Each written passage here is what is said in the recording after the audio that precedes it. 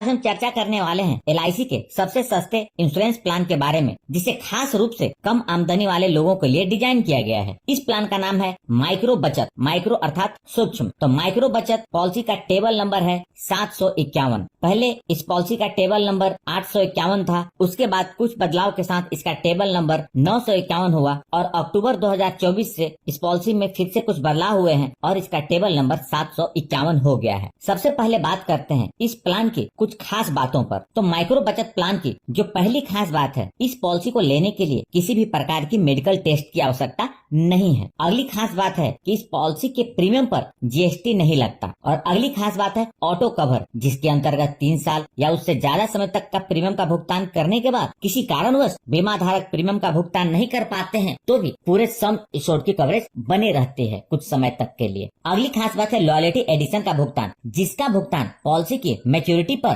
Sum assured के साथ होता है। और अगली खास बात यह है कि यह LIC की सबसे सस्ती पॉलिसी है जो खास रूप से कम आमदनी वाले लोगों के लिए डिजाइन की गई है। आइए अब बात करते हैं इस पॉलिसी को कौन कौन से लोग ले सकते हैं और उसकी आवश्यक शर्तें क्या हैं। इस पॉलिसी को लेने के लिए मिनिमम एज एट एंट्री 18 वर्ष है, अर्थात ये पॉलिसी उन्हीं लोगों को दी जा सकती है जिनकी उम्र 18 वर्ष पूरी हो गई है। और मैक्सिमम एज एट एंट्री 55 वर्ष है, अर्थात 55 वर्ष से ज्यादा उम्र के लोगों को यह पॉलिसी नहीं मिल सकती। मिनिमम सम इंश्योर्ड 1 लाख रुपए का है और मैक्सिमम सम इंश्योर्ड 2 लाख का है, यानी कि आप 1 लाख से लेकर 2 लाख तक का सम इंश्योर्ड ले सकते हैं। पॉलिसी टर्म, इस पॉलिसी के अंतर्गत मिनिमम पॉलिसी टर्म 10 वर्ष का है और मैक्सिमम पॉलिसी टर्म 15 वर्ष है, अर्थात आप 10 वर्ष से लेकर 15 वर्ष तक का पॉलिसी पीरियड ले सकते हैं। प्रीमियम पेमेंट टर्म, तो यह एक रेगुलर प्रीमियम की पॉलिसी है। आपकी पॉलिसी का जितना पीरियड होगा उतने वर्ष तक आपको प्रीमियम का भुगतान करना होगा। यदि आपकी पॉलिसी का पीरियड 10 वर्ष है तो 10 वर्ष तक प्रीमियम का भुगतान करना होगा। यदि पॉलिसी का पीरियड 14 वर्ष है तो 14 वर्ष तक प्रीमियम का भुगतान करना होगा। राइडर्स, इस पॉलिसी के अंतर्गत एक्सीडेंट बेनिफिट राइडर और accidental death and disability benefit rider उपलब्ध है, जिससे आप चाहें तो अतिरिक्त प्रीमियम का भुगतान करके अपनी पॉलिसी में जोड़ सकते हैं। और राइडर्स का लाभ भी पॉलिसी बेनिफिट के अतिरिक्त मिलेगा। अगर आप इस राइडर को पूरी तरह समझना चाहते हैं तो मैंने राइडर्स के अलग से वीडियो बनाई हुई है और उसकी लिंक इस वीडियो के डिस्क्रिप्शन में